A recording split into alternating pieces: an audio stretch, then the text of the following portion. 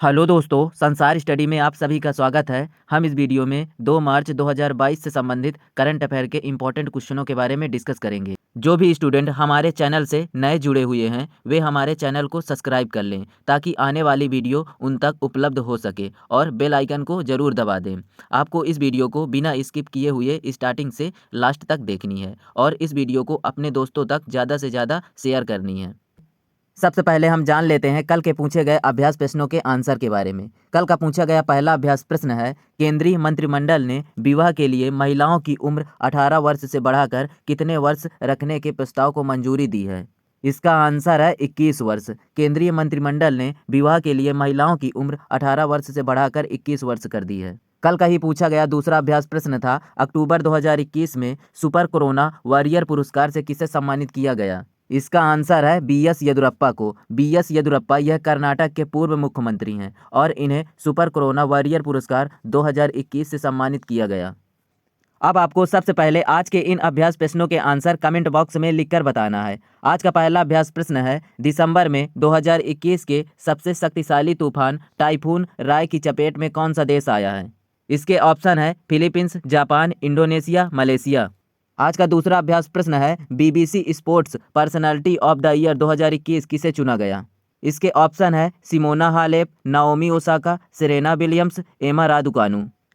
अब हम स्टार्ट करते हैं 2 मार्च 2022 से संबंधित करंट अफेयर के इम्पोर्टेंट प्रश्नों के बारे में। पहला प्रश्न है, निम्न में से किस केंद्र शासित प्रदेश में भारत का पहला ई कचरा इको पार्क खोलने की घोषणा की गई है। इसका आंसर है दिल्ली में। दिल्ली में पहला ई कचरा इको पार्क खोला जाएगा। अब हम जान लेते हैं एग्जाम बेस्ड इंपॉर्टेंट पॉइंट्स के बारे में। अगर पेपर में क्वेश्चन बनता है भारत का पहला ई कचरा इको पार्क कहाँ खोला गया, तो इसका आंसर होगा दिल्ली में। वहीं भारत का पहला वाटर प्लस शहर कौन बना, इंदौर। वहीं भारत का पहला 5 सितारा होटल जो रेलवे स्टेशन पर खोला गया वह गांधीनगर गुजरात में खोला गया।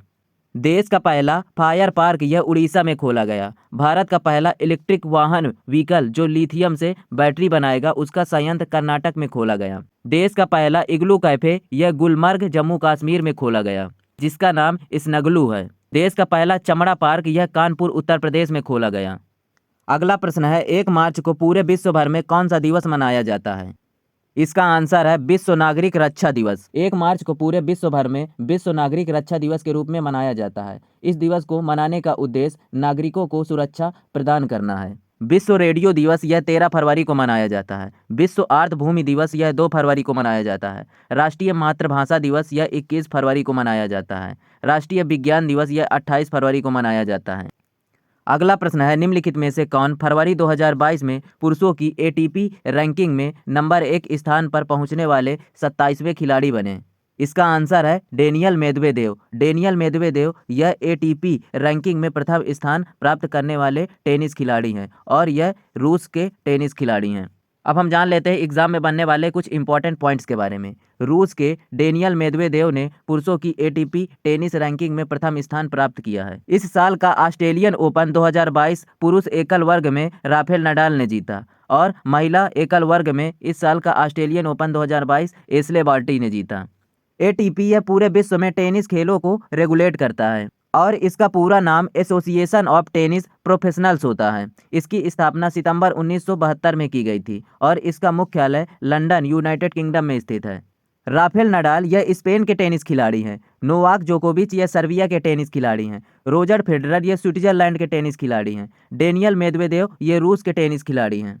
अब हम जान लेते हैं ग्रैंड स्लैम टूर्नामेंट आयोजन स्थलों के बारे में। टेनिस के 4 ग्रैंड स्लैम टूर्नामेंट आयोजित किए जाते हैं एक साल में। ऑस्ट्रेलियन ओपन यह ऑस्ट्रेलिया में खेला जाता है। वहीं फ्रेंच ओपन यह Rowland Garros stadium Paris France में खेला जाता है। विंबलडन ओपन यह लंदन यूनाइटेड किंगडम में खेला जाता है। यूएस ओपन यह बिली जीन किंग राष्ट्रीय टेनिस सेंटर न्यूयॉर्क अमेरिका में खेला जाता है।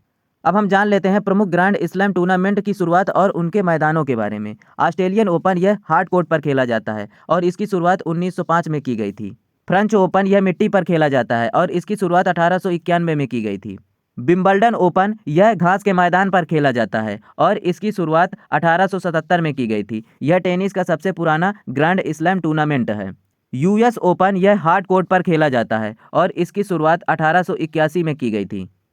अगला प्रश्न है, कौन सा देश वर्ल्ड हेल्थ ऑर्गेनाइजेशन की कोवैक्स सुविधा के माध्यम से दुनिया भर में अमेरिका द्वारा दान की गई कोविड वैक्सीन का सबसे बड़ा प्राप्तकर्ता बन गया है? इसका आंसर है बांग्लादेश। बांग्लादेश यह अमेरिका द्वारा दान की गई कोविड-19 वैक्सीन में सबसे बड़ा प्राप्तकर्ता देश बन गया है दुनिया भर में। बांग्लादेश की राजधानी ढाका है और बांग्लादेश की मुद्रा टका है। कोरोना वायरस की पहले मामले की पहचान ये वुहान शहर चीन में की गई थी और भारत में इसका पहला केस केरल में देखा गया था। कोविशील्ड यह कोरोना वायरस की वैक्सीन है और इसे सीरम इंस्टीट्यूट पुणे द्वारा विकसित किया गया है। कोवैक्सीन यह भारत बायोटेक कंपनी द्वारा विकसित की गई है। भारत बायोटेक कंपनी यह हैदराबाद में स्थित है। अगला प्रश्न है, निम्न में से कौन सा देश पौधा आधारित कोविड-19 वैक्सीन के उपयोग को अधिकृत करने वाला विश्व का पहला देश बन गया है? इसका आंसर है कनाडा। कनाडा यह पौधा आधारित कोविड-19 वैक्सीन विकसित करने वाला दुनिया का पहला देश बन गया है। कनाडा की राजधानी ओटावा है।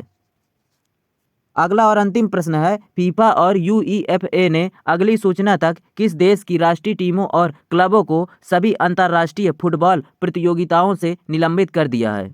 इसका आंसर है रूस को। रूस को फीफा ने अपनी सभी अंतर्राष्ट्रीय फुटबॉल प्रतियोगिताओं से निलंबित कर दिया है। इसका कारण यह है कि रूस और यूक्रेन के बीच युद्ध चल रहा है, जिसके कारण जितने भी कंट्री देश हैं और जितनी भी संस्थाएं हैं रूस पर प्रतिबंध लगा रही हैं।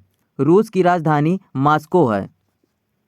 फीफा का full form federation international D football association होता है, जिसकी स्थापना 21 मई 1904 में की गई थी और इसका मुख्यालय ज्यूरिख स्विट्जरलैंड में स्थित है। वर्तमान में इसके अध्यक्ष गियानी इन्फेंटिनो हैं। हे दोस्तों, यह वीडियो आपको कैसी लगी हमें कमेंट बॉक्स में लिखकर बताएं और इस वीडियो को अपने दोस्तों तक ज़्यादा से ज़्यादा शेयर करें। Thank you watching for video. Have a good day.